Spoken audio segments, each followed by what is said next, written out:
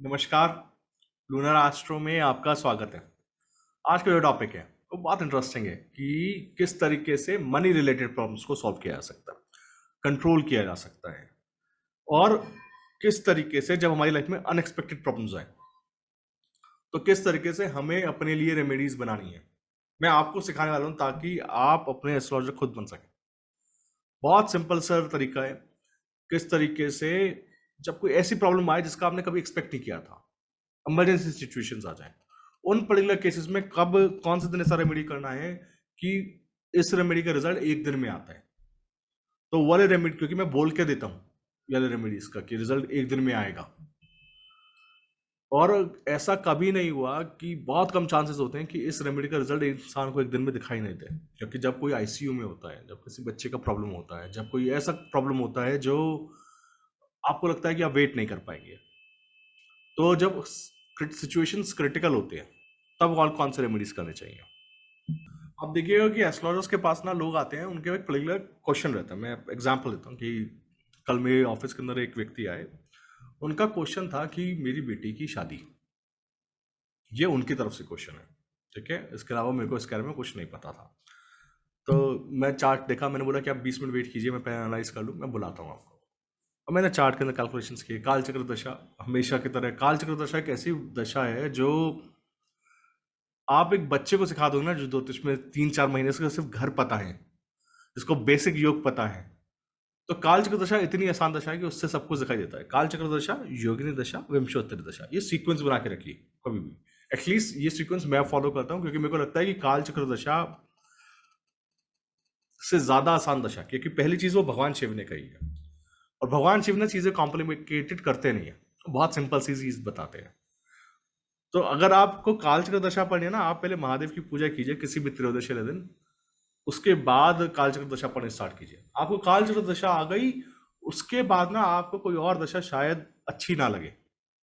कालचक्र दशा, योगिनी दशा देवी की दशा है, देवी के दिनों में सीखनी चाहिए, बुधवार के दिन स्टार्ट करना चाहिए। देखिए, जब हम कुछ भी सीखना चालू करते हैं ना, और कोई ऐसी विद्या सीखना चालू करते हैं जिसके अंदर हमारे से ज्यादा यूनिवर्स हमको हेल्प कर रहा होता है, तो मुहूर्त का बहुत ध्यान रखना है। तो मैं किसी एक फ्रेंड को कालचक्र दशा के बारे में बता रहा था आज से कुछ टाइम पहले, तो उन्होंने मेरे को बोला कि कैसे आई, इतनी अच्छी तरीके से कैसे आई कि टू द डेट ये आ रहा है। तो मैं बोला देखो, जिसने सिखाई है, महादेव ने सिखाई है, उनसे ही मांगना पड़ेगा, और वो कभी मना करते नहीं ऐसी चीजों के लिए। तो काल चक्र दशा अगर सीखनी है, आप भगवान शिव की पूजा कीजिए, उसके बाद आप सीखना चालू कीजिए, आपको इंसाइट्स आएंगे उस दशा के अंदर। तो चार्ट देखा, तो चार्ट के अंदर कॉम्बिनेशन किस चीज के हैं? ब्रेकअप के। मेरे को लगा या तो शादी होकर टूट गया है, शादी होता है ना कि एंगेजमेंट होता है उसके बाद टूट गया है। ये कॉम्बिनेशन तो बहुत क्लियर है। और ये जो दशा है ये अच्छी जाने वाली है। और अभी भी दशा जो है, क्योंकि शुक्र का एक बहुत सिंपल सा रूल बताता हूं मैं आपको, जब कभी ऐसे किसी ग्रह की दशा चले जो 12वें घर में या छठे घर में नीच हो जाए, ध्यान रखिएगा, 12 घर में छठे घर में, और शुक्र से कहीं से भी लिंक्ड ना हो, कहीं से भी टच भी ना करता हो शुक्र को, कोई लेना देना नहीं शुक्र के साथ, ना उसके नक्षत्र में हो ना उसके घर में हो, और छठे घर में बैठा हो या 12वें घर में बैठा हो और नीच राशि का हो, उस दशा के अंदर सबसे ज्यादा मैरिड लाइफ में प्रॉब्लम्स आते हैं। बहुत सिंपल सा सूत्र है। उस चार्ट में चंद्रमा जो है अष्टम में था, मतलब काल चक्र दशा के हिसाब से छठे घर में था, स्कॉर्पियो में था, दोनों तरफ से खराब था। तो पहली चीज सही है। और उसके अलावा और भी बाकी कॉम्बिनेशन, जैसे कि योगिना में 5 फिफ्थ लॉर्ड 8th में आया था, ब्रेकअप का कॉम्बिनेशन है। विमशोत्तरी के अंदर भी ब्रेकअप का कॉम्बिनेशन बना हुआ था। हेम्ड हो रहा था 7th हाउस, और 4th लॉर्ड 7th में था जिसकी दशा थी। तो इस तरीके से बहुत सारे कॉम्बिनेशन से जिसको कंफर्मेशन दिया अलग अलग दशाओं में। तो मैंने सबसे पहला क्वेश्चन मेरा ये था कि ब्रेकअप हुआ है क्या, अभी अभी शादी टूटी है? तो उन्होंने बोला कि सर अभी 4-5 साल से जो एक चल रहा था रिलेशनशिप, वो बहुत बवाल होने के बाद ब्रेकअप हुआ है। तो देखिए, क्लाइंट है ना, कुछ भी बोलेगा, क्लाइंट बोलेगा कि मेरी बेटी की शादी, आपको वो बोलना है जो आपको दिखाई दे रहा है। पर देखिए, यही सेम चंद्रमा ना, जब मैं बोल रहा हूँ कि छठे घर में और 12वें घर में बैठेगा, शुक्र के लिए खराब रिजल्ट देता है, जॉब के लिए सबसे अच्छा रिजल्ट देता है यही ग्रह। जब भी कोई ऐसे ग्रह की दशा चले जो छठे घर में हो या 12वें घर में हो और डेबिलिटेड हो जाए, यही दशा आपको जॉब के अंदर ऊपर लेके जाती है। यही जो प्लानट है ना चंद्रमा, इस लड़की को करियर के लिए मैंने बोला, और मैंने फिर टाइमिंग निकाल के दी कि देखो इस टाइम पे ये बच्चा जो है करियर में प्रोग्रेस करेगा, यही दशा इसको करियर में सेटल करवाएगी, इसलिए ब्रेकअप हुआ है। तो प्लानट का जो एजेंडा है ना वो बहुत क्लियर होता है। हमको कई बार पढ़ना नहीं आता इसलिए हमको ट्रबल होता है। और एक और कॉम्बिनेशन बताता हूं, जब कभी भ्रातृ कारक, जो भी ग्रह भ्रातृ कारक बन जाएगा आपके चार्ट में, जो जिनको चर कारक आते हैं, क्या होता है कि 8 तरीके के चर कारक दिए गए, सूर्य से लेकर राहु तक। केतु भी चर कारक की कैटेगरी में आता है, और ये मैंने लगातार आपको चार्ट्स में करके दिखाया है। जिन्होंने इस बार की मैगजीन में मैंने पितृ कारक का डिस्कस किया है कि कुछ उन लोगों के चार्ट इनके अंदर एक्स फैक्टर रहता है। जैसे कि श्री किरण राव का चार्ट बुध नीच का है और उच्च का है, मतलब 12 घर में गया तो नीच का हो गया, और वैसे राशि वाइज उच्च का हो गया। आप देखिए उनके चार्ट में पितृ कारक बुध है, एक्स फैक्टर है उनके लिखने में, एक्स फैक्टर। जब कभी बुध की दशा चली उनकी, उन्होंने सबसे अच्छा काम, सबसे अच्छी किताबें बुध की दशा में लिखी है। तो जब कोई ये कहता है कि पितृकारक नहीं होता, तो मैं बोलता हूँ कि आप 204 उठाइए और उन लोगों को उठाइए जिन्होंने स्पेशल किया है। उसके 2 पर्टिकुलर रूल्स हैं, पितृकारक मैगजीन में इस बार दिए हैं। और मैं आपको बता रहा हूँ कि जब कभी भ्रातृकारक, मतलब जो तीसरे नंबर का ग्रह होगा डिग्री वाइज, आपको नहीं पता किस तरीके से कैलकुलेट करना है, सॉफ्टवेयर्स बताते हैं। जगन्नाथ होरा भी बताता है, हमारा लूना एस्ट्रो को जो भृगु सॉफ्टवेयर है वो भी बताता है, और आपका पराशरा लाइट बताता है। जितने भी सॉफ्टवेयर हैं सारे बताएंगे कि चर कारक कौन से होते हैं।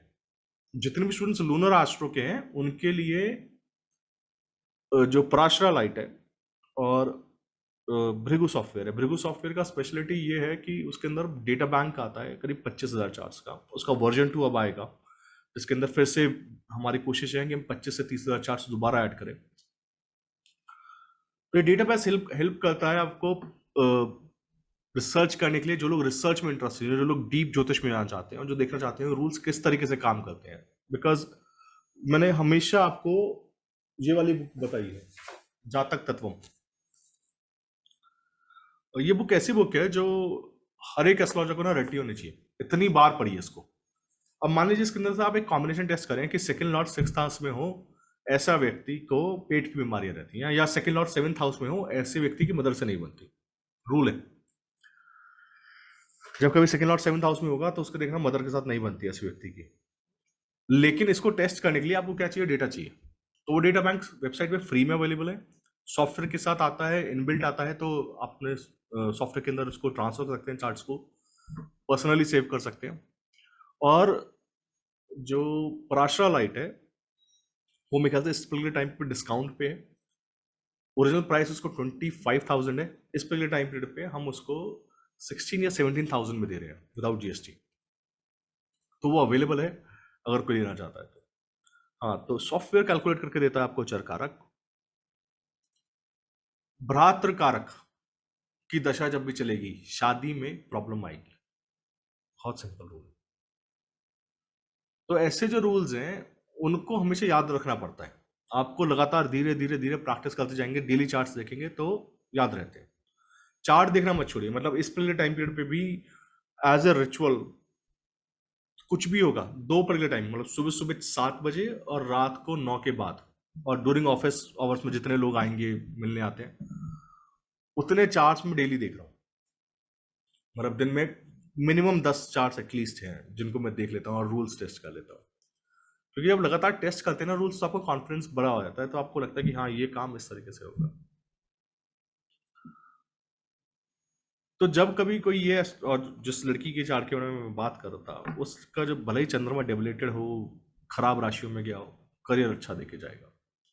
पैसे से रिलेटेड प्रॉब्लम्स जब कभी होते हैं, तो आप देखिए इस पूरी यूनिवर्स के ना कुछ प्रिंसिपल्स हैं, और वो प्रिंसिपल्स काम करते हैं पंच तत्व पे। ज्यादा कॉम्प्लिकेटेड है नहीं, बहुत सारे रूल्स बताए गए थे, हम लोगों ने फॉलो करने छोड़ दिए। और उनमें से बहुत स्पेसिफिक रूल्स हैं, मतलब एटलीस्ट हिंदुस्तान में तो बहुत स्पेसिफिक रूल्स थे खाने को लेकर। खाने को लेकर इतने स्पेसिफिक रूल्स इसलिए बताए गए थे, और खाने के तरीके को लेकर बताए गए थे, नियम बताए गए थे किस टाइम पे नहीं खाना है, क्योंकि ये ना अर्थ एलिमेंट है। आप देखिए आपकी रिसोर्सेज होते हैं, पैसा होता है, वो सिर्फ और सिर्फ अर्थ एलिमेंट गवर्न करते हैं। पैसा कहां से आएगा, पैसा किस तरीके से कमाएंगे। दूसरे घर के मालिक का अपना कोई नेचर नहीं होता, वो जहां पर बैठता है उसका नेचर अडॉप्ट कर लेता है, उसका रिजल्ट देता है।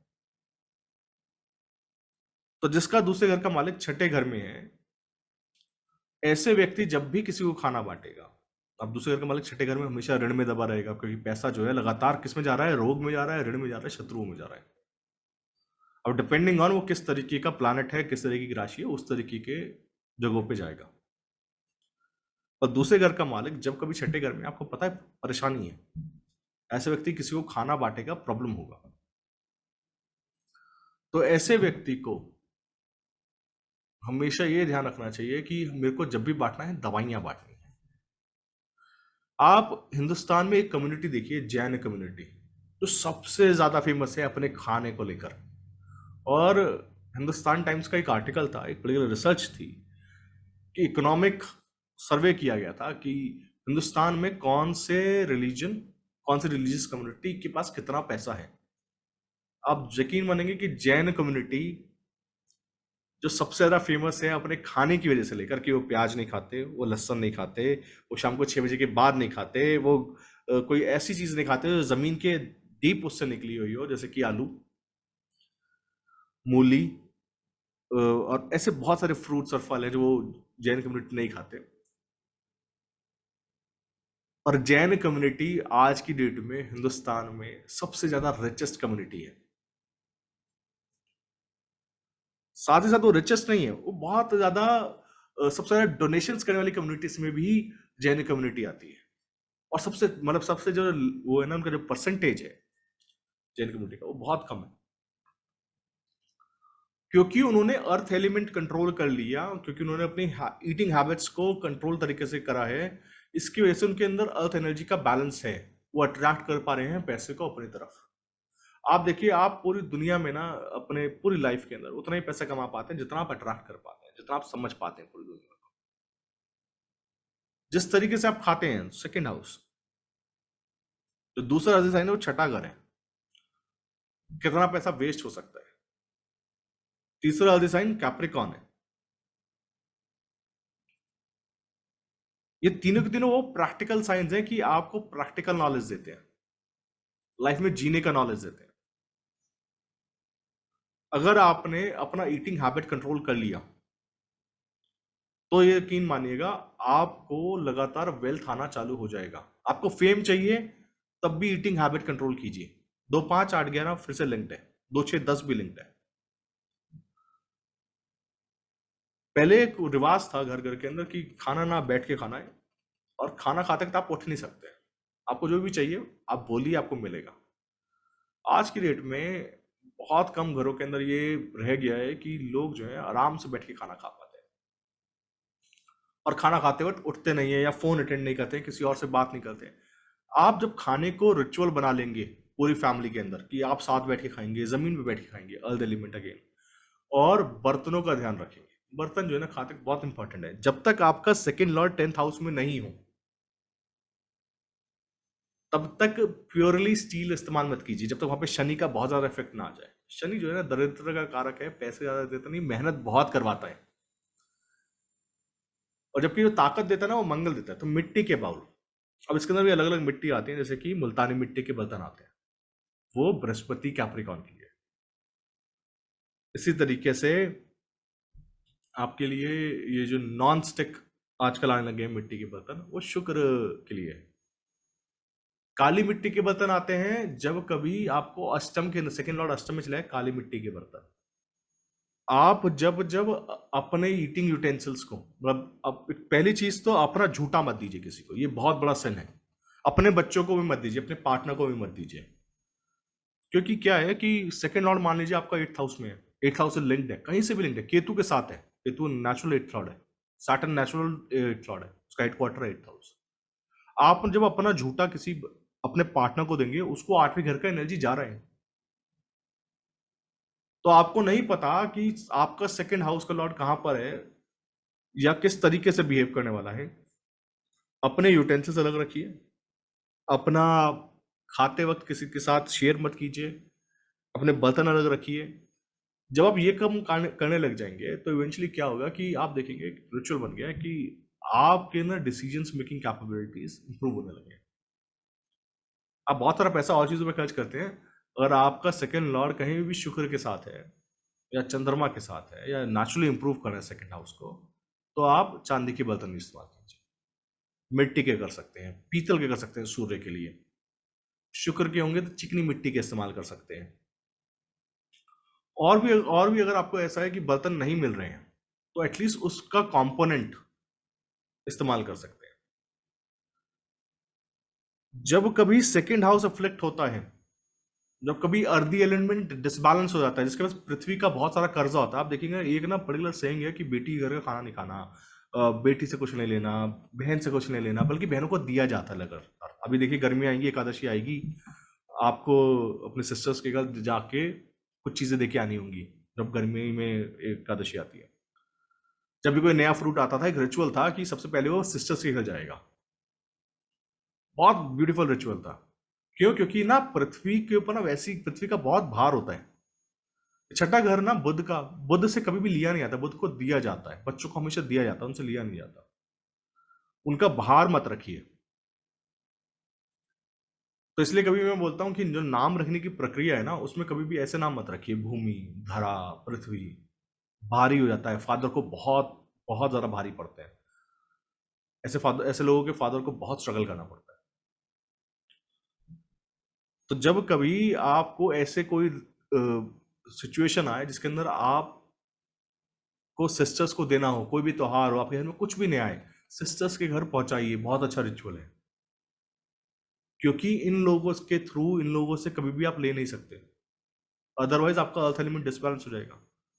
आपको कितना भी प्रॉब्लम है, आप अपने सिस्टर से बोलिए, अपने सिबलिंग्स के पास जाइए। इससे क्या होगा कि आपका अर्थ एलिमेंट डिसबैलेंस होने से बचता है। सेकेंडली क्या है कि जब कभी आपको लगे कि बहुत ज़्यादा प्रॉब्लम है, ये रेमेडी मैंने पहले ही बताया था, और अभी हम लोग स्टार्ट भी करने वाले हैं जहाँ जिस जगह पे हम लोग रहते हैं, एक ऐसा ड्राइव जिसके अंदर हम लोग बहुत सारे पेड़ लगाते हैं, उसको प्लांटेशन ड्राइव बोलते हैं। जो लोग कंट्रीब्यूट करना चाहते हैं, हम अनाउंस करेंगे फेसबुक ग्रुप के अंदर, आप लोग कंट्रीब्यूट कर पाएंगे। आप पेड़ लगाइए, क्योंकि पेड़ लगाने से ना आप पृथ्वी का कर्जा वापस देते हैं। आप इतना सारा पृथ्वी को इस्तेमाल करते हैं, आप पूरे दिन चलते हैं, आप हर चीज यहाँ पे इस्तेमाल करते हैं, आप वापस नहीं दे पाते। तो पृथ्वी का कर्जा जब रह जाता है, तो ऐसे लोगों को पृथ्वी को वापस देना चाहिए। तो पेड़ लगाना एक ऐसा रिचुअल है, पेड़ को मत कटवाइए, घर के अंदर कभी मत कटवाइए। मतलब पेड़ कटवाना एक ऐसा वो है, पाप है, जब तक आप उसके बदले में 15 पेड़ ना लगवा देना, आप एक पेड़ नहीं कटवा सकते। तो पेड़ आप जितने जरूरत से ज्यादा लगाएंगे, आपका जो अर्दी एलिमेंट है आपको वापस देना चालू करेगा। दूसरा चीज है इस अर्दी एलिमेंट के अंदर, कि जब कभी आप देखिए, पृथ्वी से क्या पैदा होता है? अन्न पैदा होता है। अन्न के अंदर ना सारे के सारे पाप जाके जमा होते हैं। जितना भी, मतलब साधु संतों के लिए अन्न का बहुत बड़ा महत्व था, कि वो कहाँ से अन्न ले सकते हैं। बैसाखी आती थी, सबसे पहला काम होता था कि कुछ अन्न धोबी को, कुछ एक नाई को, हर किसी को जिनका विलेज बैकग्राउंड, उनको पता है कि एक पर्टिकुलर अमाउंट इन लोग, सब लोगों को जाता था, कुछ ब्राह्मणों को जाता था, कुछ मंदिर में आता था, कुछ डोनेशंस के लिए जाता था, उसके बाद कंजम्पशन आता था। क्योंकि हर एक कर्म के अंदर आप जिस तभी तरीके से पैसा कमा रहे हैं, उसके अंदर क्या आता है कि कोई ना कोई दोष होगा। गीता भी यही बोलती है कि हर एक कर्म कुछ ना कुछ, किसी ना किसी प्रकार के दोष से आवृत रहता है। उसके बाद भगवान कृष्ण गीता में ये बोलते हैं कि अर्जुन, जो मेरा दिया हुआ जीवन देकर मुझे ही नहीं पूछते, वो अन्न नहीं पाप खाते हैं। अन्न के अंदर ही पाप बसता है। तो जब आप अन्न का डोनेशन चालू कर देते हैं, जो आप लगातार रिचुअल बनाते हैं कि मैं अमावस पूर्णिमा संक्रांति को डोनेशन करूंगा, जब मैं हर रेगुलर, जब भी कोई बड़ा ओकेजन आता है, जयंती आती है, चतुर्थी आती है, कोई भी बड़ा ओकेजन आता है, मैं अन्न बांटूंगा, पानी पिलाऊंगा। अभी छबील लगाने का टाइम आ जाएगा जून के अंदर। तो इवेंचुअली क्या होता है कि आपका ना कर्जा कम होता है। जब इंसान का कर्जा कम होता है ना, तो वो धीरे धीरे धीरे उठना चालू होता है। आप देखिए, सबसे ज्यादा जो भंडारे लगाते हैं ना, वो या तो बनिया, वो क्या बोलते हैं, ये जो अ, अग्रवाल, गुप्ता, ये सब लोग लगा रहे हैं, या जैन कम्युनिटी लगा रहा है, या फिर सिख लोग लगा रहे हैं, लगातार लंगर कर रहे हैं। आप जब लगातार डोनेशंस करना चालू कर देंगे, जब आप लगातार लोगों को खाना खिलाना चालू कर देंगे, और जब मैंने लिखा भी था एक मीडियम पे, एक पोस्ट था कि अन्न खिलाने का जो हकदार है ना, वो हर किसी को नहीं देता ईश्वर। वो सिर्फ और सिर्फ राजा को दिया जाता है कि राजा ही अन्न खिला सकता है। तो जिस दिन आप भंडारा कर रहे होते हैं ना, उस दिन आप ईश्वर के प्रतिनिधि के रूप में राजा होते हैं, कि आपके वजह से बहुत सारे लोग खाना खा पाए। आप भंडारा नहीं करने की हालत में हैं, आपको लग रहा है आपका फाइनेंशियल बहुत खराब है, चींटियों के लिए डालिए डेली, चिड़िया के लिए डालिए, कुत्तों के लिए डालिए, आपके आसपास जितने भी जीव हैं उनके लिए डाल लीजिए। आप जब दिया जलाते हैं ना अमावस की शाम को घर के अंदर, घर के बाहर, वो दिया सिंबॉलिक है उन लोगों को खाना देने के लिए जो आपके पितर हैं, उनको रोशनी, उनको राह दिखाने के लिए है। तो जितने भी लोग अन्न का, मतलब ये अगेन हेल्दी एलिमेंट है, अन्न का दान।